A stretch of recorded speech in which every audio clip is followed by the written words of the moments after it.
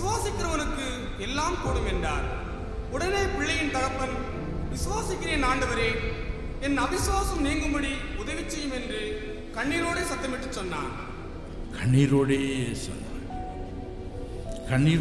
சொன்னான். எதற்காக அவன் இயேசுவை தேடி வந்தான்? என்ன சொன்னான்? விளக்கத்தை லூக்கா 9:38-39 வசனங்களில் வாசிக்க கேட்போமா? அவர்களில் ஒருவன் சத்தமிட்டு, போதகரே, என் மகனை பிரகாட்சி தரல வேண்டும் என்று உம்மை வேண்டிக் கொள்கிறேன். அவன் எனக்கு ஒரே பிள்ளையாயிருக்கிறான். ஒரு ஆவி அவனை பிடிக்கிறது. அப்பொழுது அலறுகிறான். அது அவனை நுரைதள்ள அலைக்கழித்து அவனை கசக்கிற பின்பும் அவனை விட்டு நீங்குவது அரிதாயிருக்கிறது. ஆண்டவரே, ஒரு ஆவி என் மகனை பிடிக்கிறது. அது அவனை கசக்குகிறது. அதன் பின்பும் அவனை விட்டு அது நீங்குவது கடினமாயிருக்கிறது. எனக்கு உதவி செய்யும். கண்ணீரோடே வேண்டிக் கொண்டார். நான் விசுவாசிக்கிறேன் ஆண்டவரே, என்றாலும் என் அவிசுவாசம் நீங்கும்படி எனக்கு உதவி செய்யும். கண்ணீரோடே வேண்டிக் கொண்டார். என் அன்பிற்குரியவர்களே,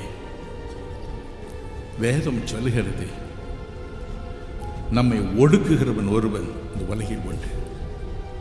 பல விதங்களில் அவன் வந்து நம்மை ஒடுக்குகிறான். பிரசங்கி 4:1 பாருங்கள். அது இவ்வாறு சொல்கிறது. பிரசங்கி 4:1. நான் சூரியனுக்கு கீழே செய்யப்படும் கொடுமைகளை எல்லாம் சிந்தித்து பார்த்தேன்.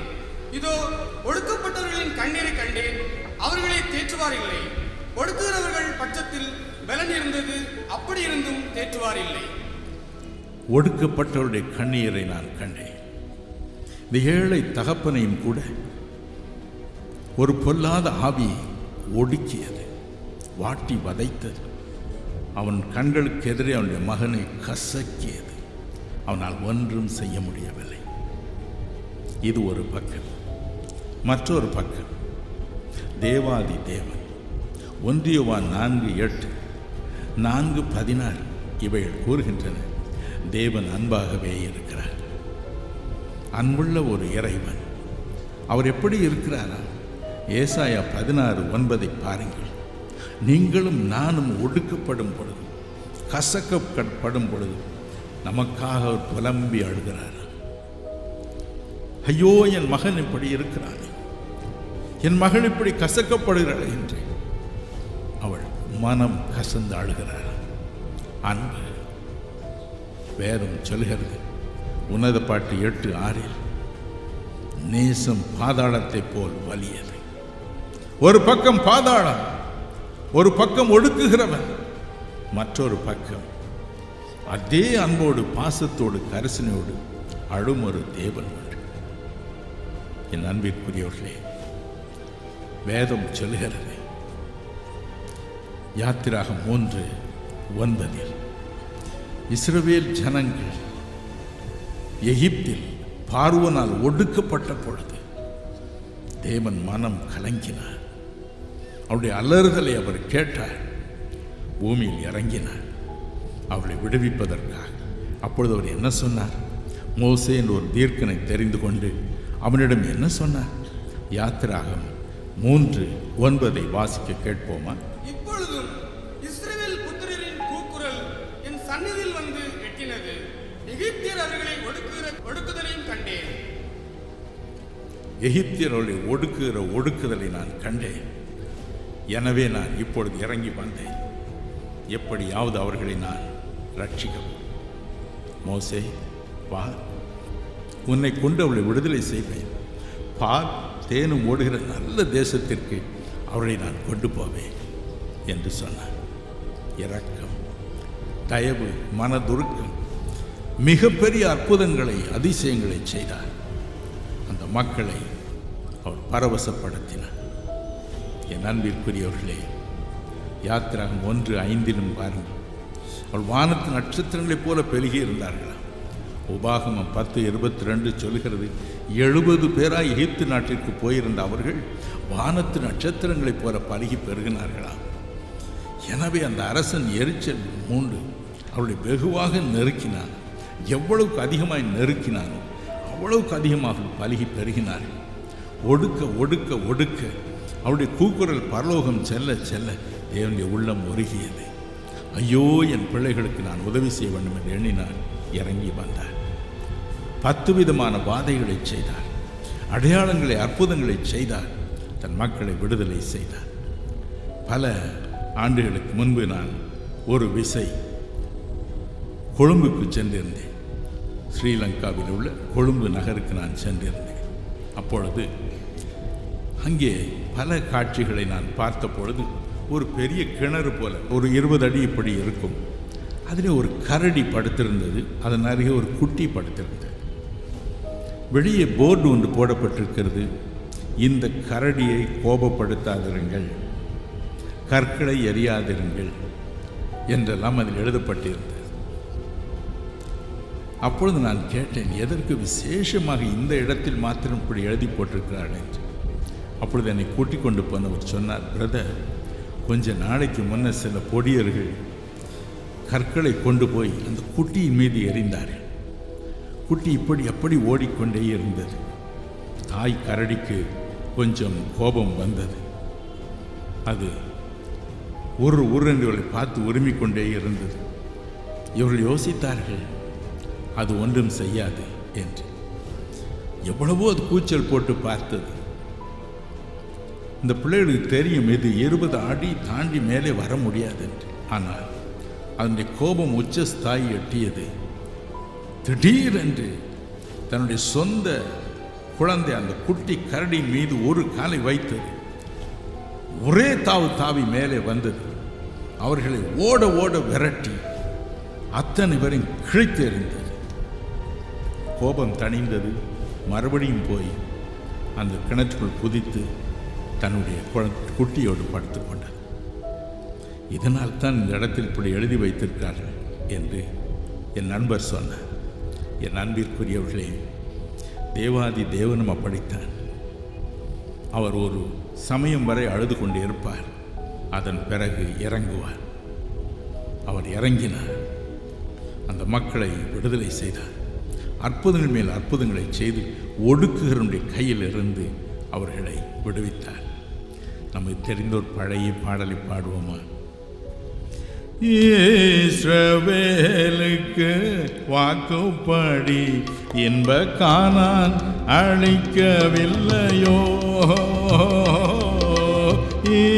இஸ்ரவேலுக்கு வாக்குப்படி இன்ப கானான் அழிக்கவில்லையோ, இப்போதிவர்களை நிர்மூலம் செய்வதென்றும் பின்னும் இறங்கவில்லையோ, இல்லையோ இல்லையோ இல்லையோ, மனசாபம் கொள்ளவில்லையோ, மனசாபம் கொள்ளவில்லையோ, காப்பா உன்னை காப்பா, காத்தவர் காப்பார், இன்னும் இனிமேலும் காத்திடுவார். கலங்காதே மனமே, காத்திடுவார், காத்திடுவார், காத்திடுவார்.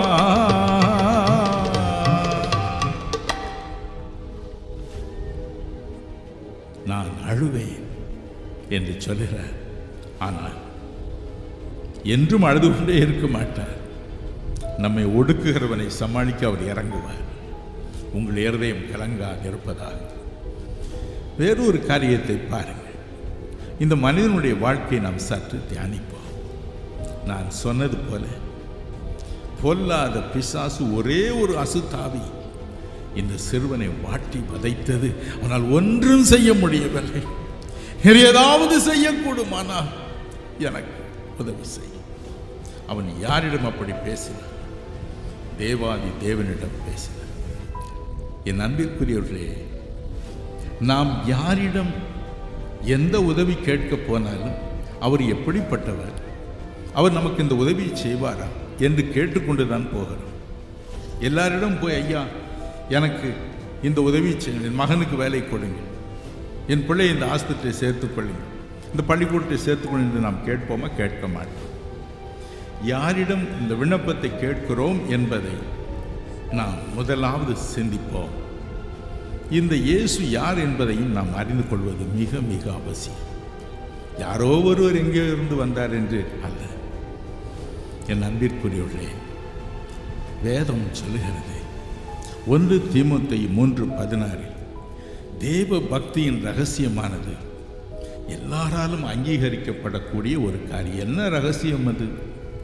தேவன் மாம்சத்தில் வெளிப்பட்டார். தேவன் மாம்சத்தில் வெளிப்பட்டார், காணக்கூடியவராக வெளிப்பட்டார். ஏசாயா 66:1 சொல்கிறது. அப்போஸ்தலர் 7:49 சொல்கிறது. தேவன் தன் உருவத்தை பற்றி பேசும் பொழுது, வானம் எனக்கு சிங்காசனம், பூமி எனக்கு பாதபடி என்று சொல்வதாக சொல்லுகிறது. எரேமியா 23:24 சொல்கிறது.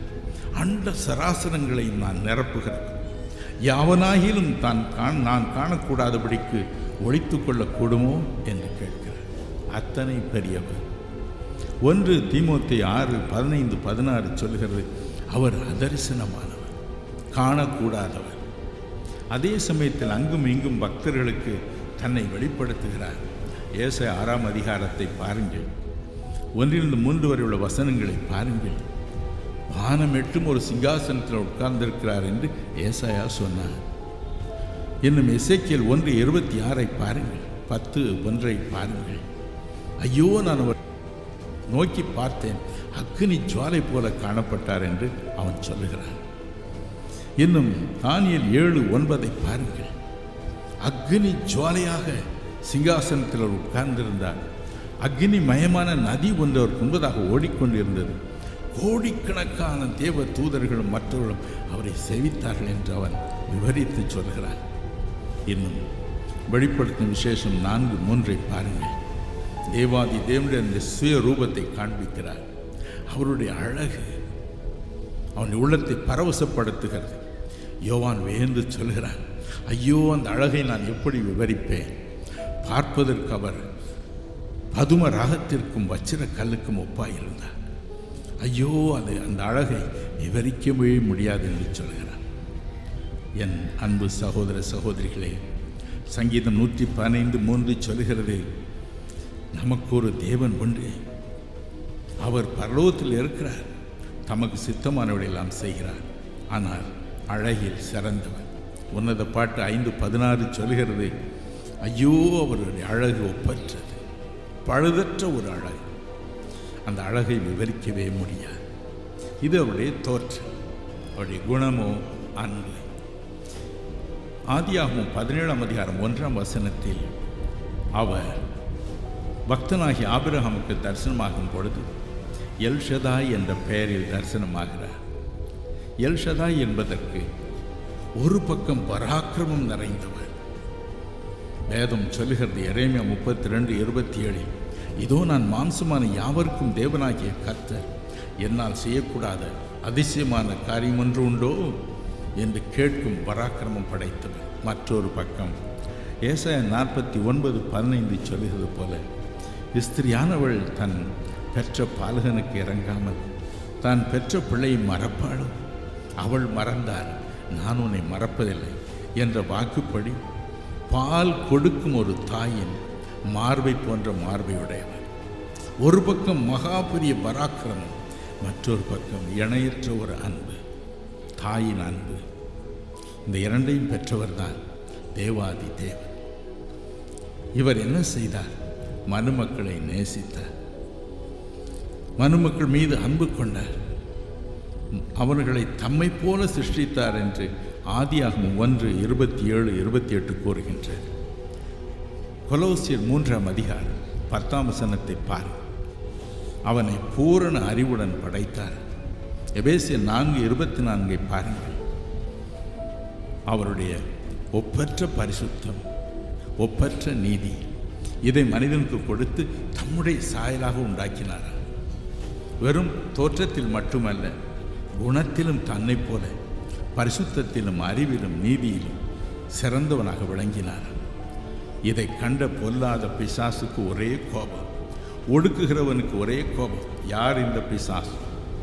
ஏசாயா 12:17 வரை உள்ள வசனங்களை வாசித்து பாருங்கள். எசேக்கியேல் 28:12-19 வரை உள்ள வசனங்களை பாருங்கள். தேவனுடைய சிங்காசனத்தை தன் செட்டைகளை விரித்து காப்பாற்றி கொண்டிருந்த, அலங்கரித்து கொண்டிருந்த கேருபுகளில் ஒருவன் இந்த பிசாசு. வேதம் சொல்லுகிறது, அவன் தன்னுடைய பெருமை நிமித்தம் விழுந்தான். தேவன் 2 பேதுரு 2:4 சொல்லுகிறது போல அவனை அந்தகார சங்கிலியினால் கட்டினார். யூதா 6 சொல்லுகிறது போல அந்தகார சங்கிலியினால் கட்டி, நித்திய சங்கிலியினால் கட்டி வைத்திருக்கிறார் நியாய தீர்ப்பிற்கென்று. இன்னும் மத்தேயு 25:41 சொல்கிறது, அவனையும் அவனோடு கூட விழுந்த தூதர்களையும் அழிப்பதற்கென நித்திய அக்கினி கொண்ட குண்டம் ஒன்று நரகத்தில் எரிந்து கொண்டே இருக்கிறது. இப்படிப்பட்ட சூழ்நிலையில் தன்னைப் போல தேவனைப் போல உண்டாக்கப்பட்ட ஒரு மனிதன் தான் இருந்த இடத்தை எடுத்துக்கொண்டதை நினைக்கும் பொழுது அவனுக்கு ஒரே எரிச்சல். எனவே 1 பேதுரு 5:8 சொல்லுகிறது போல யாரை எப்படி விழுங்கலாமோ என்று அவன் வகை தேடி சுற்றி தெரிந்து கொண்டே இருக்கிறான். ஆகவேதான் நாம் இடுக்கணுக்கு அகப்படுகிறோம். அவனே நம்மை ஒடுக்குகிறான். ஒடுக்குதலுக்கு நாம் ஆளாகிறோம். பல ஆண்டுகளுக்கு முன்பு என் நண்பர் ஒருவர் ஒரு காரியத்தை சொன்னார். அவருக்கு மிகவும் அறிமுகமான ஒருவர் ஒரு திருமணம் செய்தார். ஆனால் அந்த பெண்ணுக்கு இனி குழந்தையே பிறக்காது என்ற ஒரு சூழ்நிலையில் தவித்தார். அடிக்கடி வலிப்பு நோயினால் வாடிய அந்த பெண் ஒரு நாளும் கர்ப்பமற்ற ஒரு குழந்தையை பெற முடியாது என்று வைத்தியர் சொன்னார். எனவே அவளுடைய விருப்பத்தின்படி வேறொரு பெண்ணை அவர் திருமணம் செய்து கொண்டார். அழகிய ஒரு ஆண் குழந்தை அந்த பெண்ணுக்கு பிறந்தது. ஒரு நாள் யாரும் இல்லாத வேளையில் அந்த மூத்த மனைவி எழுந்தாள். அப்பொழுதுதான் பிரசவித்ததினால் மிகவும் பலவீனமாயிருந்த அந்த இளம் பெண்ணின் மீது ஏறி நன்றாய் நெஞ்சிலே குதித்தாள். குதி என்று குதித்தாள். அவள் அலறினால் அவ்வளவுதான் அவளால் செய்ய முடியும். அலறுவதை தவிர வேறு ஒன்றும் அவளால் செய்ய முடியவில்லை. அடுத்து அந்த சிறு குழந்தையின் மீது, சில நாட்களே ஆயிருந்த குழந்தையின் மீது ஏறி குதித்தாள். அந்த குழந்தை அப்படியே துவையலை போல மாறிவிட்டது. இந்த சப்தம் கேட்டு அக்கம் பக்கத்தில் இருந்தவர்கள் ஓடி வந்தார்கள். காவல்துறை அதிகாரிகள் ஓடி வந்தார்கள். நடந்ததை பார்த்து கண்ணீர் வடித்தார்கள். அவளை கைது செய்தார்கள். ஏன் இப்படி செய்தாய் என்று கேட்டபொழுது அவள் சொன்னாள், அந்த குழந்தையை பார்க்கும் பொழுது, அந்த குழந்தையின் கணவன் கொஞ்சும் பொழுது, வருகிறவர்கள் எல்லாரும் அந்த குழந்தையை கொஞ்சும் பொழுது, அந்த குழந்தையின் தாயாகிய எனக்கு சக்கரத்தையாக வந்திருக்கிற அந்த பெண்ணை பார்க்கும் பொழுது பொறாமை என் உள்ளத்தில் எழுந்தது. என்னையும் அடக்க முடியாமல் கொன்றேன். இப்பொழுதுதான் நிம்மதியாக இருக்கிறது என்று சொன்னார். பிசாசும் அப்படித்தான். ஏன் பிசாசு எங்களை தொடுகிறான், எங்கள் குடும்பத்தை தொடுகிறான் என்று பல முறையும் நாம் அங்கலாய்க்கிறோம். என் அன்பிற்குரியவர்களே, பிசாசினுடைய கோபம், எரிச்சல் ஒவ்வொரு மனிதனை பார்க்கும் பொழுதும், அவனுக்கு தேவ சாயல் கற்பிக்கப்பட்டிருப்பதை பார்க்கும் பொழுதும் அவன் உள்ளம் கொழுந்து விட்டு எரிகிறது. எனவே தேவனும் அதை பார்த்து கொண்டு இருந்தார். அவர் மனிதனாக இறங்கி வந்தார். மனிதனாக அவர் இறங்கி வந்த பொழுது 2 நோக்கத்திற்காக நான் இறங்கி வருகிறேன் என்று சொன்னார். ஏசாயா 61:2 பாருங்கள். துயரப்பட்ட அனைவருக்கும் ஆறுதல் செய்ய நான் இறங்கி போகட்டும். துயரப்பட்ட அனைவருக்கும் நான் ஆறுதல் செய்ய வேண்டும்.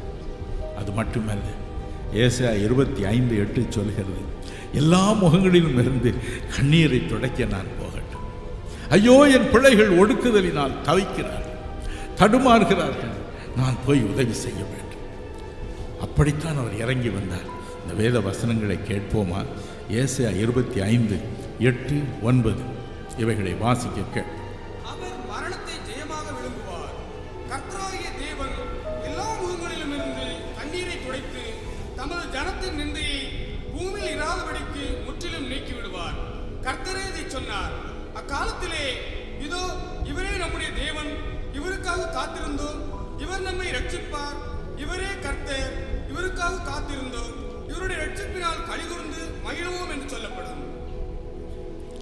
இவருக்காகவே காத்திருந்தோம்.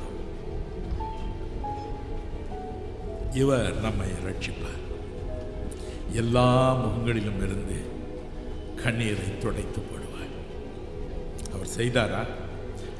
பூமியில் அவர் இறங்கி வந்தார். என் அன்பிற்குரியவர்களே, இந்த தகப்பன் அழுதது போல அழுத பலரை கண்ணோக்கி பார்த்து அவனிடம் சொன்னார், நீ விசுவாசிக்க கூடுமானதாக? அவன் சொன்னான், நான் விசுவாசிக்கிறேன் ஆண்டவரே, ஆனால் என் பிள்ளையை அந்த பிசாசு வந்து கசக்கும் பொழுது என்னால் அதை தாங்க முடியவில்லை, எனக்கு அதை தாங்க முடியவில்லை. ஒரு சமயம் என் நண்பர் ஒருவர் சொன்னார், அவர் வீட்டில் வேலை பார்த்த குர்கா ஒருவனை அவர் கடிந்து கொண்டதினால் அவன் கோபம் கொண்டார். கத்தியை எடுத்து வந்து அவருடைய ஒரே மகனுடைய கண்ணை பிடுங்கி எடுத்தார்.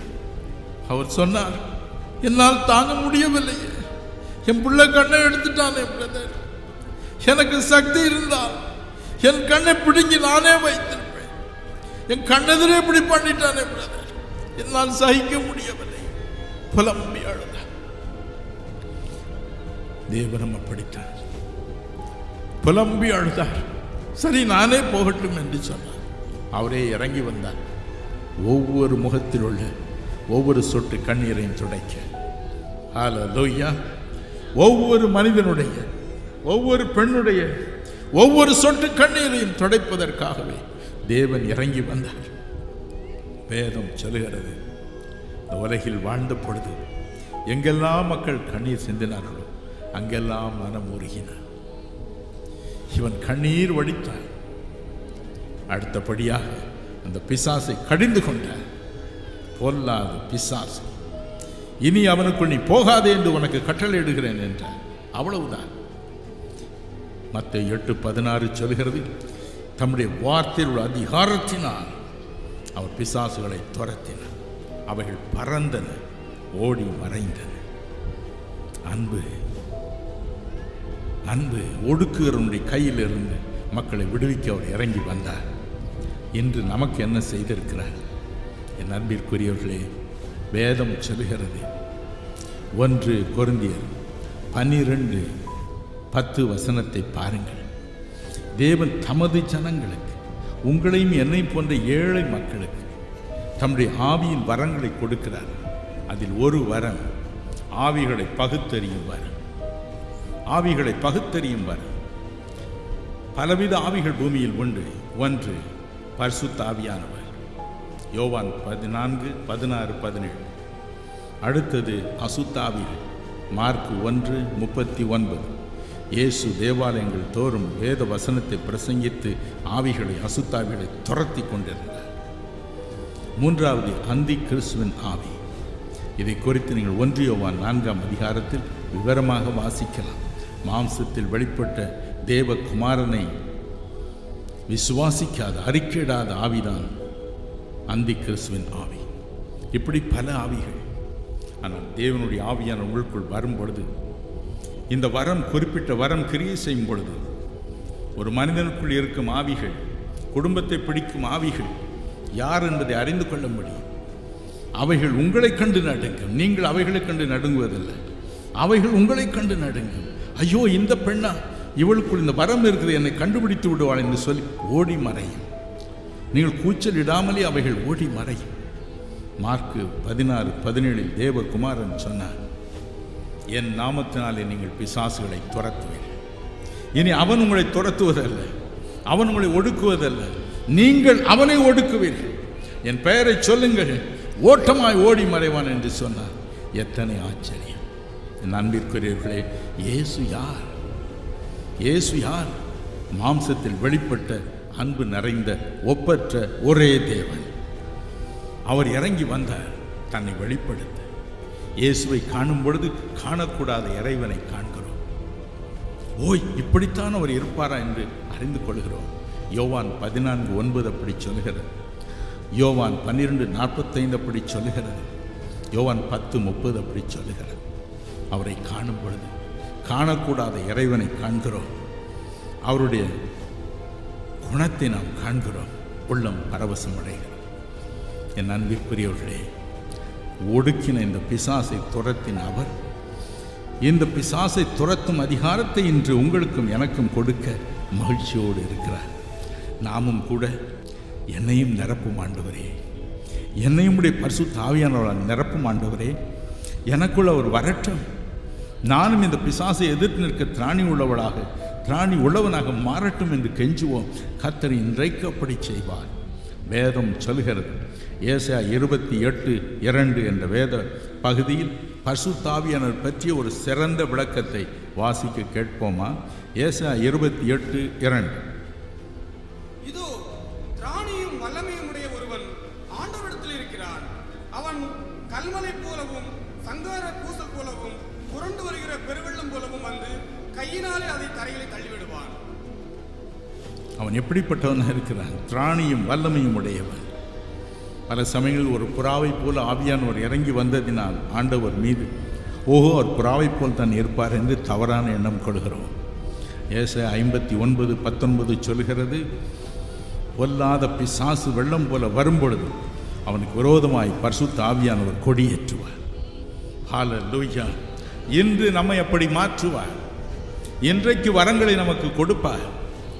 இன்றைக்கு நம்மை பிசாசிற்கு ஒரு சவாலாக மாற்றுவார். அவன் நம்மை ஒடுக்கின நாட்கள் போதுமானது. இனி நாம் அவனை ஒடுக்கத்தக்கதாய் பரிசுத்த ஆவியானவர் நமது மூலமாக அவனை ஒடுக்குவார், தம்முடைய வரங்களை நமக்கு கொடுத்து. ஒரு நாள் இயேசுடைய அலுவலகத்தில் உட்கார்ந்து கொண்டிருந்தேன். மிக அவசரமாக நான் எங்கோ போக வேண்டியது இருந்தது. அந்த நேரம் பார்த்து அங்கிருந்த சகோதரர்கள் சொன்னார்கள், பிரதர், பஞ்சாப் மாநிலம் ஃபாரிதாபாத் என்ற இடத்திலிருந்து ஒரு தாய் வந்திருக்கிறார். ஒரு இளம் பெண்ணை கூட்டி வந்திருக்கிறார். எப்படியாவது உங்களை பார்க்க வேண்டும் என்று சொல்கிறார். ஐயோ, எனக்கு நேரமே இல்லை என்று இல்லை, மிக பரிதாபமாக இருக்கிறது, எப்படியாவது நீங்கள் பார்த்தா நல்லது என்று சரி வர சொல்லுங்கள் என்று சொன்னேன். அந்த தாய் வந்தார்கள். எங்கே உங்கள் மகள் என்று கேட்டேன். ஐயா, வெளியில் நிற்கிறார், ரூம்குள்ளே வரமாட்டேன் என்று சொல்கிறார். அவளுக்கு யாரோ மந்திரம் செய்து விட்டால் போல இருக்கிறது. எந்த நேரம் தலையிலே பாம்பு ஓடுகிறது, தேள் ஓடுகிறது, பூரான் ஓடுகிறது என்று புலம்புகிறார். என்ன செய்வதென்று தெரியவில்லை. எங்கள் ஊரில் உள்ள அத்தனை வைத்தியர்களும் அன்போடு என்னென்ன செய்ய முடியுமோ அத்தனையும் செய்து பார்த்து விட்டார்கள். அவளுக்கே ஒன்றும் விளங்கவில்லை. நீ கடவுளிடம் போய் முறையிடு என்று சொல்லிவிட்டார்கள். தற்செயலாக உங்கள் பத்திரிகை பார்த்தேன். நான் இத்தனை மைல்கள் உடனே ஒன்றும் யோசிக்காமல் அப்படியே ட்ரெயினில் ஏறி வந்து விட்டேங்க. ஒரு துணி கூட எனக்கு இல்லை. எப்படியாவது என் பிள்ளை சுகமாக வேண்டும். அந்த பெண் வெளியே நின்று கொண்டிருந்தாள். உள்ளே வா என்று எவ்வளவோ கூப்பிட்டாள். ஆனால் அவள் சொன்னாள், உள்ளே போக முடியவில்லை. உள்ளே ஒரு இறைவனுடைய பிரசன்னம் இருக்கிறது, பெரிய வெளிச்சம் வீசுகிறது, என்னால் போக முடியவில்லையே என்று 2 கண்களை இறுக மூடிக்கொண்டாள். கடைசியாக சகோதரர் அவளை கட்டாயம் வற்புறுத்தி உள்ளே தள்ளிவிட்டாள். உள்ளே நுழைந்தாள். தேவனுடைய வல்லமையோடு மீது இறங்கியது. முகம் குப்புற பொத்தென்று விழுந்தாள். அருகில் சென்று அன்பு வார்த்தைகளை பேசி அவளை எழுப்பி உட்கார வைத்தேன். தாகமாக இருக்கிறது என்றாள். ஹார்லிக்ஸை கொடுத்தேன். என் அன்பிற்குரியவர்களே, அதன் பிறகு நான் ஜெபம் செய்ய வேண்டிய அவசியமே இல்லாமல் போயிட்டு அந்த வினாடியிலேயே அருமையின் ரட்சகர் அவளை சுகமாக்கினார். 100% சுகமாக்கினார். அந்த பிசாசுகள் அலறி ஓடினது தான் இன்றைக்கும் அவள் சுகமாக இருக்கிறார். ஹல்லேலூயா, ஹல்லேலூயா, ஹல்லேலூயா. நம் ஆண்டவர் உயிரோடு இருக்கிறார். நமக்கு வரங்களை கொடுக்க என்று காத்திருக்கிறார். ஒடுக்குகிறவனை ஒடுக்க ஒரு ஆயத்தமாக இருக்கிறார். இன்றோடு உங்களுடைய பிரச்சனைகள் ஒழியும். பிசாசு பிரச்சனைகள் ஒழியும். அந்தகார சக்திகளின் பிரச்சனை ஒழியும். வெள்ளி சூனியங்கள் ஒழியும். மந்திர தந்திரங்கள் ஒழியும். இன்னும் சில வினாடிகளில் அவர் வருவார். உங்களை பெயர் சொல்லி அழைப்பார். உங்கள் கண்ணீரை துடைப்பார். இந்த பிசாசுகளை, இந்த ஒடுக்குகிற ஆவிகளை அதட்டுவார். ஒரே ஒரு வார்த்தை தான் ஆண்டவருக்கு, 100 வார்த்தை இல்லை, ஒரே ஒரு வார்த்தை. காரணம் என்ன? அவர் உயிரோடு இருக்கிறார். உங்கள் இருதயம் கலங்காதிருப்பதாக. இன்றுதான் உங்களுடைய மந்திர தந்திர பிரச்சனைகளுக்கு கடைசி இரவு. ஹல்லேலூயா. நாளைக்கு நீங்கள் போய் கூப்பிட்டால் அவன் வரமாட்டான். ஐயோ, உனக்கு எனக்கும் சம்பந்தம் இல்லை. உனக்குள் இயேசுநாதர் ஜீவிக்கிறார். மாம்சத்தில் வெளிப்பட்ட தேவாதி தேவன் உனக்குள் வந்திருக்கிறார். நான் வரவே மாட்டேன், உனக்கு எனக்கும் சம்பந்தம் இல்லை என்று சொல்வார். ஆரம்பத்திலிருந்து கடைசி லைனில் உட்கார்ந்து இருக்கிற உங்களுக்கும் இந்த வார்த்தைகளை அவர் சொல்கிறார். அன்பு தம்பி சகாதேவன், அதிகமான பிசாசினால் பாதிக்கப்பட்ட உனக்கு இந்த வார்த்தைகளை அவர் சொல்கிறார். உன் இருதயம் கலங்காதிருப்பதாக. மரியம்மை, இயேசு கிறிஸ்து இந்த இரவு உன்னை விடுதலை செய்வார். உன் உள்ளம் கலங்காதிருப்பதாக. எங்கும் அவருடைய பிரசன்னம் இந்த இரவு இருக்கிறது. அடுத்து பாருங்கள், வேறொரு மனிதன் சொல்கிறான், ஐயோ நான் நோயினால் ஒடுங்கி போகிறேன், நான் ஒடுங்கி போகிறேன். தயவு செய்து ஏசாயா 38:14 வாசிக்க கேட்போமா?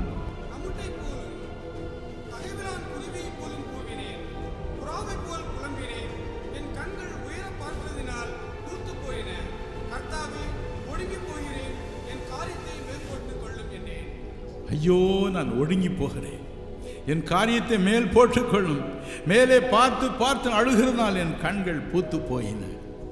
புலம்பல் 2:11 பக்தன் சொல்கிறான், ஐயோ நான் அழுகிறதுனால் என் கண்கள் பூத்து போயின.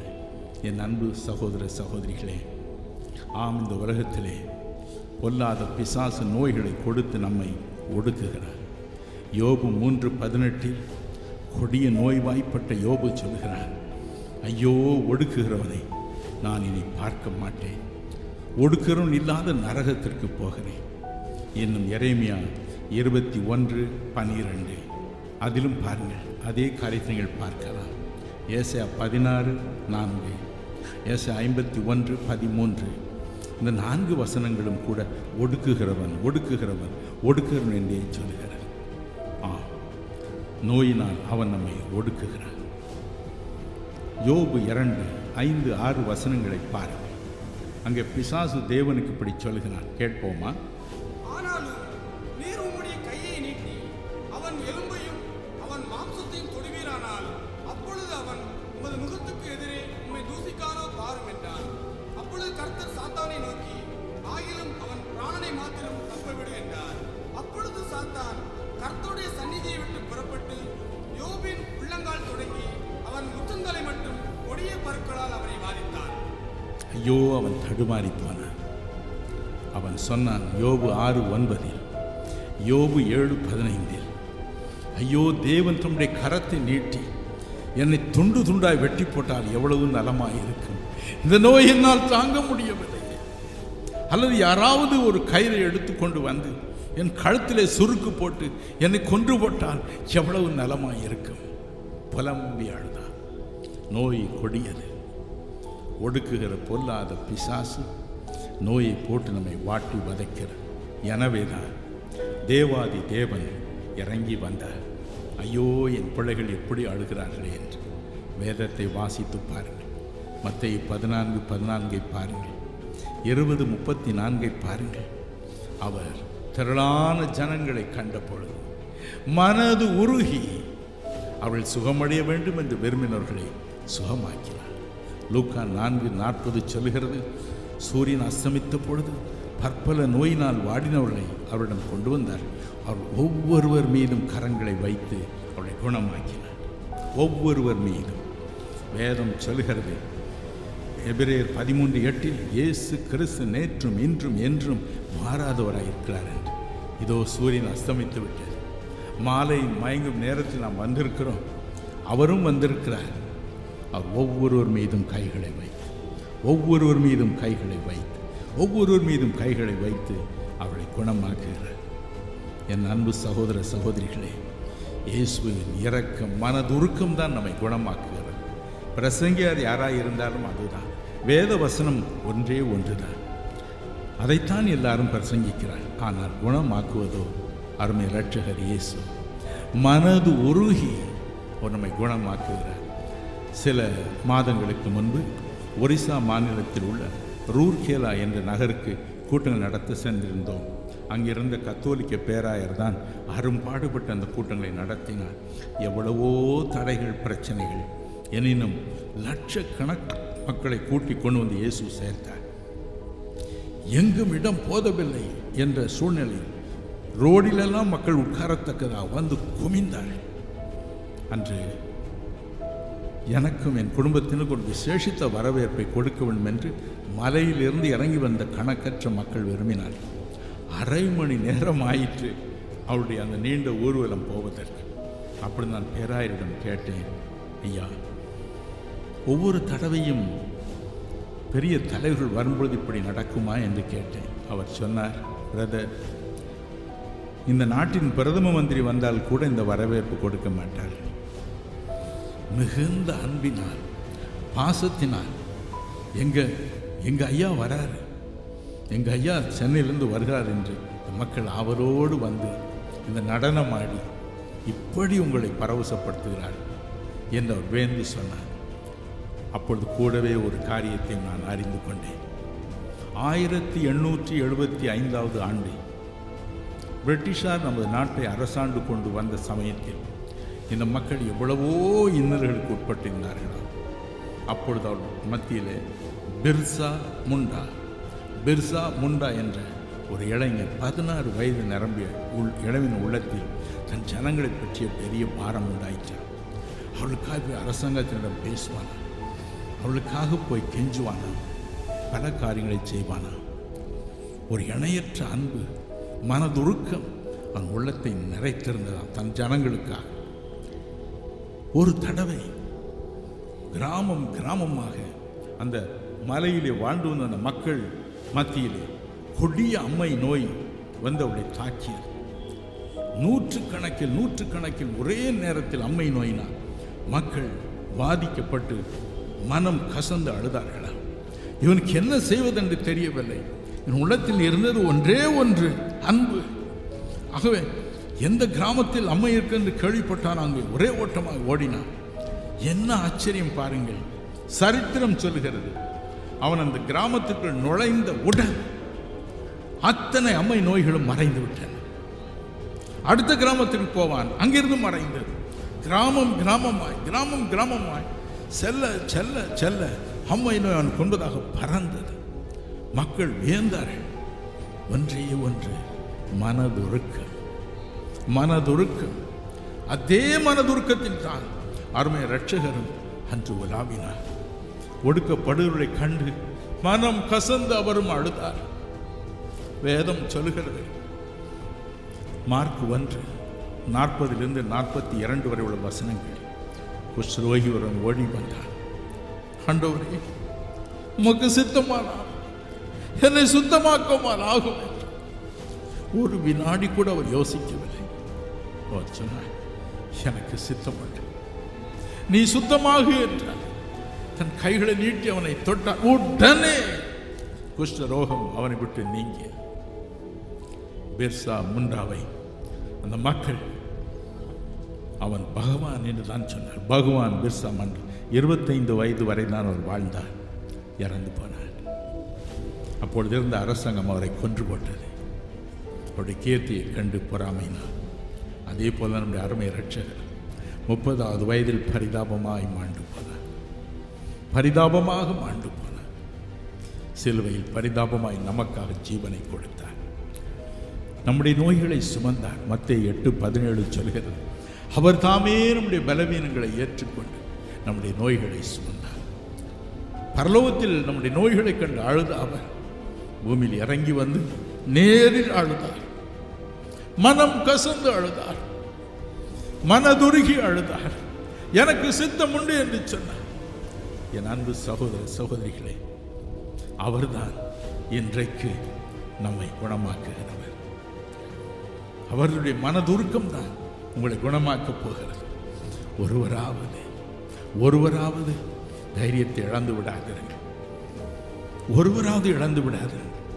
இந்த நோய் சரியாகும், அது சரியாகாது, இது சரியாகும், அது சரியாகாது என்று தயவு செய்து எண்ணிக்கொள்ளாதீர்கள். மனதுருக்கம். என்னுடைய 20வது வயதில் இயேசுக்கு என் உள்ளத்தை கொடுத்தேன். தற்கொலை செய்து கொள்ள நின்று கொண்டிருந்த பொழுது ரயில் முன்னால் தாவ வேண்டும் என்று இருந்த எனக்கு அருமை இரட்சகரை பற்றி சித்தப்பா சொன்ன பொழுது உள்ளத்தை கொடுத்தேன். அவரை பார்க்க எனக்கு ஒரு விருப்பம் தோன்றியது. 7 வருஷம் விடாமல் ஜெபித்தேன். 27வது வயதில் இயேசு தோன்றினார். என் பெற்றோரோடு மற்றவரோடு இரவு ஜெபம் செய்யும் பொழுதுதான் தோன்றினார். எல்லார் எதிரையும் தோன்றினார். இந்த இடம் முழுவதும் அவருடைய பிரசன்னத்தினால் நிறைந்தது. 3 மணி நேரம் அவரை முகமுகமாய் தரிசித்தேன். அவருடைய முகம் அன்பு நிறைந்த ஒரு முகம். அதிலிருந்த பாசத்தை விவரிக்கவே முடியாது. அவரை பார்த்து நான் சிரித்தேன், சிரித்து கொண்டே இருந்தேன். இறுதியில் 3 மணி நேரம் ஆயிற்று. என்னோடு கூட ஜெபித்துக் கொண்டிருந்தவர்கள் ஜெபித்தால், ஆண்டவரே எத்தனையோ மணி நேரம் ஆயிற்று, நாளை காலையில் அவன் வேலைக்கு வேறு போக வேண்டும், தயவு செய்து உங்களுடைய பிரசன்னத்தை நீக்கிக் கொள்ளும் என்று ஜெபித்தார். அவரின் அருகே வந்தார். ஒரு காரியத்தை சொன்னார். என் அன்பு மகனே, இந்த உலகம் என் அன்பை பற்றி கேள்விப்பட்டிருக்கிறது, ஆனால் என் அன்பையும் மனதுருக்கத்தையும் அது பார்க்கவில்லை. எனவே எனக்குள் இருக்கும், இந்த உலகில் நான் இருக்கும்பொழுது எனக்குள் இருந்த அந்த அன்பை, அந்த மனதுருக்கத்தின் உள்ளத்திலே ஊற்றுகிறேன். எப்பொழுதெல்லாம் மனதுருகி நீ மற்றவர்களுக்காக ஜெபிக்கிறாயோ அப்பொழுதெல்லாம் நீ விரும்புவதையெல்லாம் செய்வேன். அன்பு அதுதான் இன்று என்னை தைரியப்படுத்துகிறது. அதுதான் உடைய காலில் விழுந்து பல நாட்கள் உபவாசம் பண்ணி, ஆண்டவரே என்னோடு வாரும், உம்முடைய அன்பு பிள்ளைகளை கண்ணோக்கி பாரும், அவர்களுக்காக நான் சாகவில்லை, நீதான் உயிரை கொடுத்தி ஒவ்வொருடைய நோயும் குணமாகும், ஒவ்வொருடைய பாவக்கட்டையும் அறுத்தெறி, ஒவ்வொருடைய கண்ணீரையும் துடைத்திடும் என்று கெஞ்சுபடி அந்த மனது உருக்கம் தான் என்னை தோன்றுகிறது. ஒரு நாள் சென்னையில் உள்ள ஒரு ஆலயத்திற்கு போனேன். முடிந்த பிறகு சிலர் ஜெபத்திற்காக காத்திருந்தார். எங்கு போனாலும் என்னை பிடித்துக் கொள்வார். ரயிலோ ட்ரெயினோ எங்கு போனாலும் சரி, பிளேனோ எங்கு போனாலும் சரி. என் நண்பர் பிரபாகர் டேவிட் என்று ஒருவர் உண்டு. அவர் மற்றொரு நண்பரை அழைத்து வந்தார். அவர் சொன்னார், அண்ணே இவர் பெரிய அதிகாரி, திடீர்னு 2 கண்ணும் தெரியாமல் போயிடுச்சு. அவரை நான் உற்று பார்த்தேன். ஐயோ, இவர் நன்றாய் தெரியுமே. என் உள்ளம் உடைந்தது. நான் சொன்னேன், தம்பி இவருக்காக தனிமையாக ஜெபிக்கிறேன். அவருக்காக கண்ணீரோடு ஜெபம் செய்தேன். இயேசு சுவாமி, கண்ணில்லாமல் இவர் என்ன செய்ய போகிறார்? மனம் இறங்கும். இயேசு கிறிஸ்துவின் மனதுருக்கம் அன்பின் உள்ளத்தில் பாய்ந்து ஜெபம் பண்ணி முடித்தவுடன் பாருங்கள், ஒரு விசுவாசம் எனக்குள் வந்தது. அது எல்லா நேரமும் இல்லாத இருக்காது. விசுவாசம் என்பது கிறிஸ்து கொடுக்கும் ஒரு ஈவு. அந்த நேரம் வரும், அவ்வளவுதான். It can never be stored up. நேற்று அற்புதம் செய்தார், இன்றைக்கு செய்வார், அப்படி அல்ல. அந்த நேரத்தில் அவர் கொடுக்க வேண்டும். நான் சொன்னேன், பிரதர் நான் ஜெபம் பண்ணியிருக்கிறேன், தயவுசெய்து இந்த நியூஸ் பேப்பரை வாசித்து பாருங்கள். வாசித்தார். ஐயோ, அந்த பெருசாக எழுதலாம் தெரியுது பிரதர் என்று சொன்னார். இன்னும் கொஞ்சம் வாசிங்க. அடுத்ததை வாசித்தார். இன்னும் வாசிங்க. அடுத்ததை வாசித்தார். இன்னும் கொஞ்சம் வாசிங்க. சின்ன இடத்தையும் வாசித்தார். ஒரே சந்தோஷம், ஒரே செகண்ட். அன்பு, அதே அன்பு தான் இப்பொழுது உங்களை சூழ்ந்திருக்கிறது. ஹல்லேலூயா! எத்தனை பேர் அதை நம்புகிறீர்கள்? அருமை ரட்சகருக்கு ஒரு அல்லேலூயா சொல்லுங்கள் பார்க்க. ஒவ்வொருவரையும் குணமாக்குவார். ஒவ்வொரு மீதும் தன் கைகளை வைத்து ஒவ்வொருவரையும் குணமாக்குவார். நாம் சேர்ந்து இந்த பழைய பல்லவியை பாடுவோமா? அன்பினால், மனதுருக்கத்தினால் நீங்கள் விதிவிலக்கா இல்லை. ஹல்லேலூயா! ஒவ்வொருவரும் இதயத்தில் சொல்லிக் கொள்ளுங்கள், நான் விதிவிலக்கல்ல. இயேசு என்னை கைவிட மாட்டார். அவர் கடவுள், சர்வ வல்ல தேவன், என்னை உண்டாக்கினவர். என் உடல் எப்படி இருக்குன்னு அவருக்கு தெரியும். என் இருதயம் அவருக்கு தெரியும். என் நுரையீரல் அவருக்கு தெரியும். என் கண் எப்படி இருக்கு என்று அவருக்கு தெரியும். அவருக்கு மறைவானது ஒன்றுமில்லை. என்னை அவர் இன்று இரவு தொடுவார். இன்று இரவு என்னை குணமாக்குவார். தைரியமாக நாம் கேட்போம், இயேசு சுவாமி என் மீது உடைய கைகளை வைக்காமல் போகவே கூடாது. செய்வார் பெரியமானவர்களே, செய்வார். உங்கள் இருதயம் கலங்காதிருப்பதாக. அருமை ரட்சகர் நிச்சயமாக உங்களை தொடுவார். அவர்தான் உங்களை குணமாக்குகிறவர். ஏதோ பெரிய அற்புதம் என்று நாம் நினைக்க வேண்டும். இதற்கு ஒரு பெரிய ஸ்பெஷல் விசுவாசம் எனக்கு வேண்டும் என்று தயவு செய்து எண்ணாதீங்க. இல்லை, எங்க அப்பா எனக்கு நேரத்தில் வருவார். அவர் என்னை போல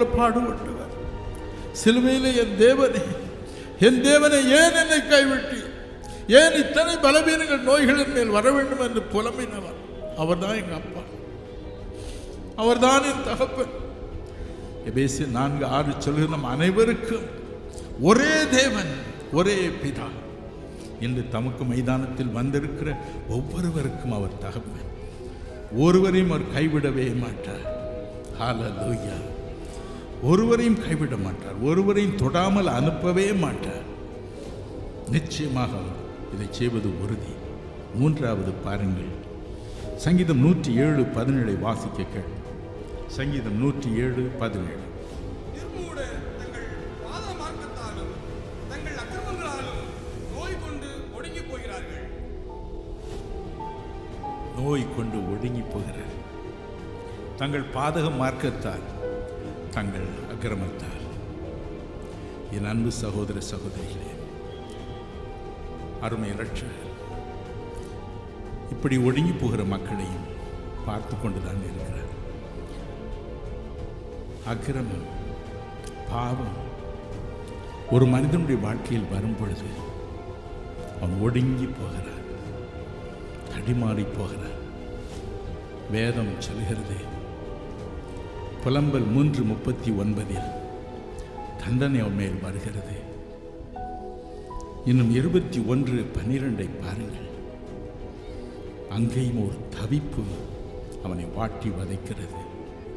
சங்கீதம் 107:17 சொல்கிறது, நோய் வருகிறது, பலவிதமான தொல்லைகள், பலவிதமான பாடுகள். இதனால் நாம் ஒடுங்கி போகிறோம். ஐயோ, நான் என்ன செய்வேன்? நான் இப்படி அக்கிரமத்திலையும் பாவத்தையும் செய்து மாட்டிக்கொண்டேனே என்ற ஒரு தவிப்பு. வெளியில் நம்ம எல்லாரும் நல்லவர்கள் என்று சொல்லலாம், நம்முடைய உள்ளமோ நம்மை குற்றம் சாட்டுகிறது. தினகரன், நீ நல்லவன் அல்ல. 1 யோவான் 3:20 சொல்லுகிறது, நம்முடைய உள்ளமே நம்மை குற்றம் சாட்டுகிறது. ஐயோ, என் பாவம் எனக்கு தீர வேண்டும். அடிக்கடி நான் சொல்லுகிற ஒரு கதை, உண்மை சரிதை இது. அமெரிக்க ஐக்கிய நாட்டில் 10 ஆண்டுகளாக மரண தண்டனை விதிக்கப்பட்ட ஒருவன் சிறைச்சாலையில் இருந்தான். அவனுக்காக மாறி மாறி அநேக வக்கீல்கள் போராடினார், எப்படி அவன் உயிரை காப்பாற்றிவிட வேண்டும் என்று. 10 வருடங்கள் ஆகிவிட்டன. ஒரு நாள் அவன் ஜட்ஜுக்கு ஒரு கடிதம் எழுதினான். நீதிபதி அவர்களே, தயவு செய்து என்னை தூக்கில் போட்டு விடுங்கள். 10 வருஷம் நான் காத்திருந்தது போதும். வக்கீல்மார்கள் ஓடினார்கள். என்ன பைத்தியக்காரன் போல கடிதம் எழுதியிருக்கிறாய், உன் உயிரை காப்பாற்ற நாங்கள் எவ்வளவு பாடுபடுகிறோம். அப்பொழுது அவன் சொன்னான், ஐயா, நான் செய்த குற்றம் உண்மை. தன்னம் தனியாய் உட்கார்ந்திருந்த ஒரு நகை கடைக்குள் இருந்த அதிபரிடம் உள்ளே நுழைந்தேன். என் துப்பாக்கி எடுத்து அவரை நேரில் சுட்டேன். ரத்தம் பேரிட்டு பாய்ந்தது. மயங்கி விழுந்தார். எல்லா நகைகளையும் நான் சூறையாடினது உண்மை.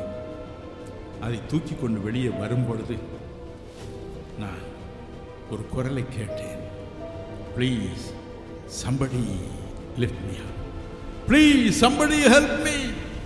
யாருன்னு எட்டி பார்த்தேன். அந்த நகைக்கடை அதிபர். சுட்ட பிறகு அவர் நடக்க முயன்றார். தன்னுடைய ரத்தத்திலேயே வழிக்கு விழுந்து தன்னுடைய ரத்தத்திலேயே கிடந்தார். கண்களை மூடி பரிதாபமாய் கூச்சலிட்டு, ப்ளீஸ் somebody help me. ஐயோ, யாராவது எனக்கு உதவி செய்யுங்கள், யாராவது உதவி செய்யுங்கள், யாராவது உதவி செய்யுங்கள். என் இருதயத்தை கல்லாக்கி கொண்டே ஓடி வந்து விட்டேன். ஆனால் ஐயா, 10 வருடங்கள் இரவும் பகலும் அந்த குரல் என்னை வாட்டுகிறது. அந்த குரல் என்னை வாட்டுகிறது. somebody help me, யாராவது உதவி செய்யுங்கள். எனக்கு தூங்க முடியவில்லை, சாப்பாடு சாப்பிட முடியவில்லை, மன நிம்மதி இல்லை. நிர்மூடர் தங்கள் அக்கிரமங்களினால், தங்கள் பாவங்களினால் நோய் கொண்டு ஒடுங்கி போகிறார். தண்டனையினால் ஒடுங்கி போகிறார். அக்கிரமத்தினால் ஒடுங்கி போகிறார். நிம்மதியின்றி ஒடுங்கி போகிறார். என் அன்பிற்குரியவர்களே, ஆகவே இயேசு, தேவாதி தேவன் இயேசு என்ற பெயரில் இறங்கி வந்தார். 2 கொரிந்தியர் 5:21 சொல்லுகிறது, நமக்காக அவர் பாவமானார். 1 பேதுரு 2:24 சொல்லுகிறது, நம்முடைய அக்கிரமங்களை எல்லாம் தம்மேல் போட்டுக்கொண்டார், சிலுவையில் சுமந்தார். என்மேல் என் பிள்ளைகளுடைய பாவங்கள் வரட்டும், நான் பாவமாக மாறட்டும், அவர்கள் நீதிமான்களாய் மாறட்டும், அவர்கள் விடுதலை பெறட்டும், பரிசுத்தம் பெறட்டும், அவர்கள் இன்பமாய் வாழட்டும். என் அன்பு சகோதர சகோதரிகளே, ஒடுக்குகிறவன் நம்மை நேரடியாக பிசாசு என்ற ரூபத்தில் மந்திர தந்திரங்கள் மூலம், அசுத்தாவின் மூலம் வந்து ஒடுக்குகிறான். நோயின் வடிவில் வந்து ஒடுக்குகிறான். இன்னும் அக்கிரமங்களினால், கெட்ட பழக்க வழக்கங்களினால் நம் வாடி தவிக்கும்படி நம்மை ஒடுக்குகிறார். ஆனால் அருமை இரட்சகரோ, தேவாதி தேவனோ இயேசு என்ற பெயரில் இறங்கினார்.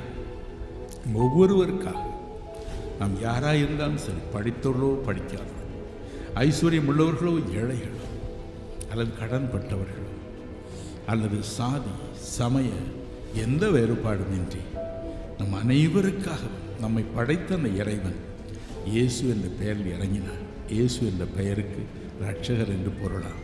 நம்மை ரட்சிக்க ஒருவராவது சோர்ந்து போகக்கூடாது, ஒருவராவது சோர்ந்து போகக்கூடாது. ஐயா, ஒடுக்கிறவங்களை வாட்டி வதைக்கிறார், அல்லது பாவங்களை வாட்டி வதைக்கிறார், நோய்கள் எங்களை வாட்டி வதைக்கின்றன, எங்களுக்கு விடுதலையே இல்லை, ஒரு ஆறுதலும் இல்லை, குடும்பமாக நாங்கள் தற்கொலை செய்து மடிவதை விட ஒரு வழியே இல்லை என்று புலம்புகிற பலர் இங்கு இருக்கிறார். அப்படிப்பட்ட 2 குடும்பங்களுக்காக இப்பொழுது நான் ஜெபிக்க விரும்புகிறேன். அல்லது உங்கள் கண்ணெதிரே அப்படிப்பட்ட 2 குடும்பங்களுக்காக தேவனை நோக்கி ஜெபிக்க விரும்புகிறேன். யாராவது 2 குடும்பத்தினர் தயவு செய்து மேடைக்கு வருவீர்களா? இப்பொழுது நான் உங்களுக்காக ஆண்டவரிடம் கேட்கட்டும், உங்களுக்காக பரிதபித்து ஆண்டவரிடம் மன்றாடட்டும். பரிசுத்த ஆவியானவர் மூலம் இங்கே ஆண்டவர் விளாவிக் கொண்டிருக்கிறார். ஹல்லேலூயா. இயேசு கிறிஸ்துவின் பிரசன்னமை நிரப்பிக் கொண்டிருக்கிறது. ஹல்லேலூயா, ஹல்லேலூயா.